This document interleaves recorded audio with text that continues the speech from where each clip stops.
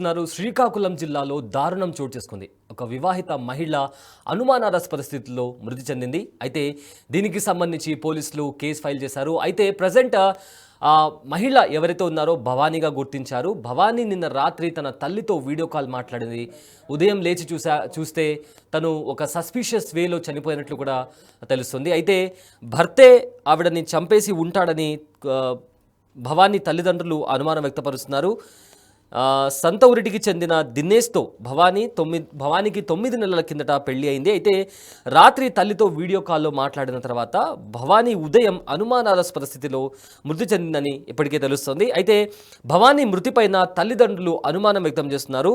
తమ కూతురిని భర్త దినేష్ హత్య చేశాడని తల్లిదండ్రులు ఆరోపిస్తున్నారు. అయితే ప్రజెంట్ దినేష్ను పోలీసులు అదుపులోకి తీసుకొని ఇన్వెస్టిగేషన్ చేస్తున్నారు. అయితే భవానీకి సంబంధించి వాళ్ళ కుటుంబ సభ్యులు ఏమంటున్నారో ఒకసారి విందాం. అమ్మాయి పేరు భవానీ అండి.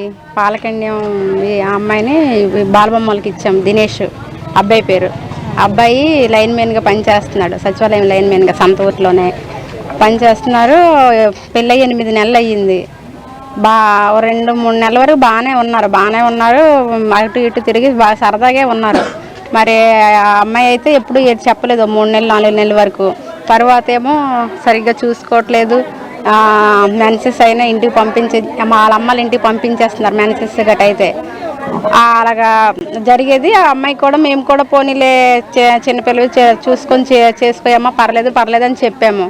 కానీ అలాగా జరిగే కొద్ది ఇంకా అలాగే ప్రతి మంత్ కూడా అలాగే చేసేదంట. కనీసం అన్నం పెట్టేది కాదంట, నీళ్ళు వేసేది కాదంట, ఏటి చేసేది కాదట. అలా ఆయన వచ్చినంత వరకు తన ఆకలితో అలాగ ఉండాల్సిందే ఇంటి దగ్గర. అలా ఆయన వచ్చి అన్నం పెట్టేవాడట. ఆవిడ మాత్రం డేట్ గట్ అయినా ఏం అన్నం పెట్టడం కానీ నీళ్ళు వేయడం కానీ ఏం చేసేది కాదట. ఈ మధ్యన మళ్ళీ మొన్న వాళ్ళ అమ్మగారి ఇంటికి వచ్చి ఇలాగా ఇడాకులు ఇచ్చేస్తున్నాను అన్నాడు అని చెప్పిందంట. వాళ్ళ అమ్మ ఏమో ఎందుకు ఇడాకులు ఇచ్చేస్తామని అడిగేసి మళ్ళీ వాళ్ళ అత్తారింటికి పంపించిన తర్వాత ఇక తెల్లవారుజామున ఆ అమ్మాయి శవంలా కనిపించింది మాకు. మరి ఏటి అనుమానం అంటే మరి ఎందుకు తనకి ఏమి చేయకుండా ఎంత బాధ లేకుండా ఎవరు చావు వరకు వెళ్ళరు కదా. ఇడాకులని ఎందుకు వచ్చింది ఆ మాట? తనకి ఏమి ఇబ్బంది పెట్టకపోతే ఇడాకులని మాట ఆడాడు. అదేంటనేది చెప్పమ్మనండి. తన పేక చుట్టూ రెడ్గా థ్రెడ్తో ఆడిసినట్టుగా పేక చుట్టూ ఎర్రగా ఉన్నాయి. పాలకన్య మా చెల్లిని ఇక్కడ సంతూరటి అబ్బాయికి ఇచ్చాం. దినేష్ అనే అబ్బాయికి పెళ్ళైన 2 monthsకి కన్సీవ్ ప్రాబ్లం అని చెప్పేసి వాళ్ళ అత్తగారు వేధింపులు మొదలుపెట్టారు. అలాగే డేట్ అయిన సమయంలో కూడా ఫుడ్ పెట్టకుండా ఇంటికి పంపించేయడం ఇలా చేశారు.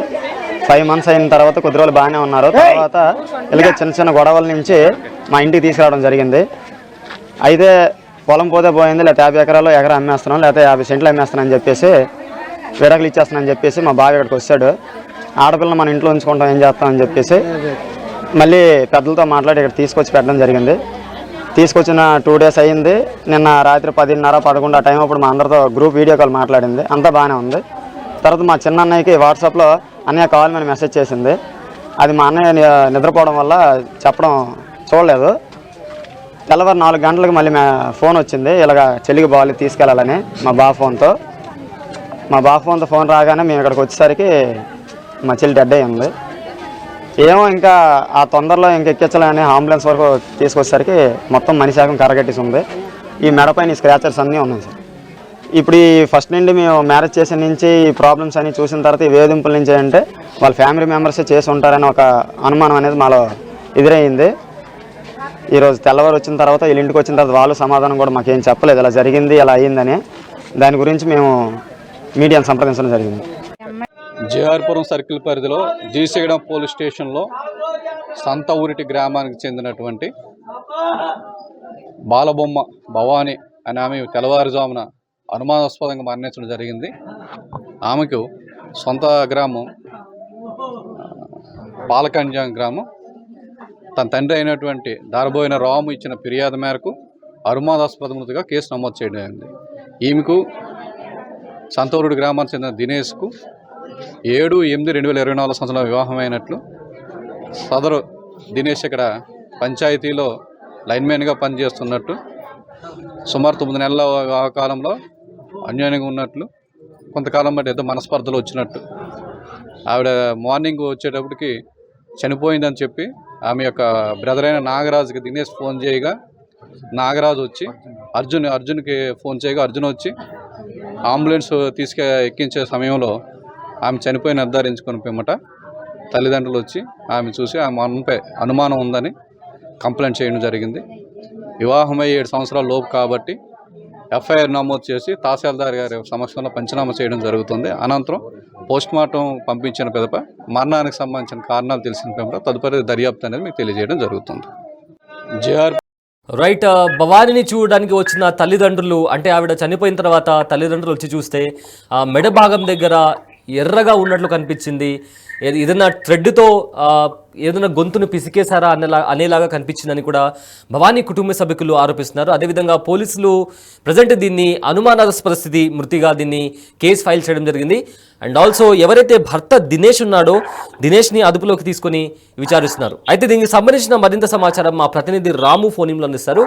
రైట్ రాము, భవానీ మృతిపై తల్లిదండ్రులు ఏమంటున్నారు, పోలీసులు ఏమంటున్నారు, అండ్ ఈ కేసుకు సంబంధించి ఉన్న అప్డేట్స్ ఏంటి? శ్రీకాకుళం జిల్లా ఇది సంతూరెడ్డి గ్రామం అయితే వర్మాన స్థితిలో ముచ్చింది. అయితే సంతూరెడ్డి పాలకండి సంతూరెడ్డి గ్రామానికి చెందిన భవానికి 9 నెలల క్రితం వివాహం అయింది. అయితే వివాహం చేసుకున్న తర్వాత కొద్ది రోజుల వరకు కూడా భవానీ దినేష్ ఇద్దరు కూడా బాగానే ఉన్నారు. అయితే కొద్ది రోజుల తర్వాత నుంచి కూడా భవానీని ఆయన కట్నం కోసం వేధిస్తున్నట్టు కూడా తల్లిదండ్రులు ఆరోపిస్తున్నారు. గత కొన్ని రోజులుగా ఇదే విధంగా వేధిస్తుండటంతో ఎవరైతే భవానీ ఉన్నారో భవానీ కూడా తల్లిదండ్రులు కూడా ఫిర్యాదు చేసినట్టు తెలుస్తుంది. అయితే అత్తమామలంతా కూడా ఇవన్నీ కూడా పెళ్ళైన తర్వాత చిన్నవన్నీ మాటమే వస్తుంటాయి కానీ ఎక్కడికక్కడ చదువుకోవాలంటే కూడా ఆవిడ కొంతవరకు చెబుతుంది. అయితే ఇదే నేపథ్యంలో దినేష్ అయితే కట్నం కోసం తరచుగా కూడా వేధిస్తున్నట్టు కూడా ఆవిడ తరచుగా చెప్పడం. నిన్న సాయంత్రం కూడా భవానీ తల్లిదండ్రులతో కూడా వీడియో కాల్లో మాట్లాడింది. నిన్న సాయంత్రం వరకు బాగానే ఉంది. అయితే ఉదయం అయ్యేసరికి తల్లిదండ్రులు అయితే భవానీ చూడడానికి వెళ్ళేసరికి ఆవిడ విగతగా పడి ఉంది. అయితే అత్త లేదా ఎవరైతే ఉన్నారో అత్త కుటుంబం దినేష్ తల్లిదండ్రులతో పాటు దినేష్ కూడా విధంగా కట్నం కోసం వేధించుంటారు. దినేష్ అయితే మా ఆల్రెడీ మా అమ్మాయిని చంపేసి ఉంటారని కూడా ఎవరైతే భవానీ తల్లిదండ్రులు అయితే ఆరోపిస్తున్న పరిస్థితి. గత కొన్నాళ్ళుగా కూడా ఇదే విధంగా వేధిస్తున్నాడు. ఎన్నిసార్లు ఆయన నచ్చ చెప్పినా సరే ఆ విధంగా ఆయన వేధిస్తుండడం వల్లే భవానీతో కూడా గొడవపడడం. రాత్రి వరకు బాగానే ఉన్న తమ కూతురు భవానీ తెల్లవారేసరికి విధంగా విగతజీరుగా పడి ఉన్న పట్ల ఆమె పైన మా అల్లుడు దినేష్ పైన అనుమానం ఉన్నట్టు కూడా తల్లిదండ్రులతో ఆరోపించిన పరిస్థితి. ఇదే నేపథ్యంలో కూడా వారు స్థానికంగా పోలీస్ స్టేషన్ కూడా ఫిర్యాదు చేశారు.